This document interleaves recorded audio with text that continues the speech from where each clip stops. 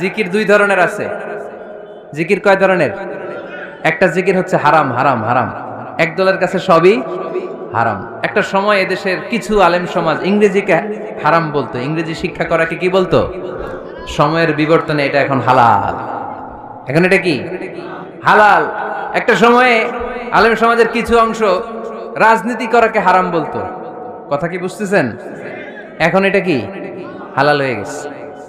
ইসলামী banking কে হারাম বলতে একটা সময়, যে না কোনো ফিনান্সিয়াল ট্রানজাকশন এই সিস্টেমে ব্যাংকিং এটা ইসলামে জায়েজ না, এটা হারাম হারাম, কারণ ওদের জিকির কি, কথা কয় না, হারাম হারাম হচ্ছে এদের জিকির। একটা সময় ইসলামিক ব্যাংকিং হারাম ছিল, এখন এটা কি হয়ে গেছে? তার মানে এখনো অনেক কিছু এদের কাছে হারাম। সময়ের বিবর্তনে, কালের আবর্তনে এদের মুখ দিয়ে এগুলো একদিন হালাল হয়ে বের হবে। চিল্লায় বলেন ঠিক কি না?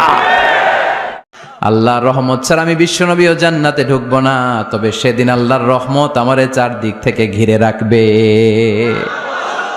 তিনি দয়ার সাগর, তিনি মায়ার সাগর, তিনি ভালোবাসার সাগর।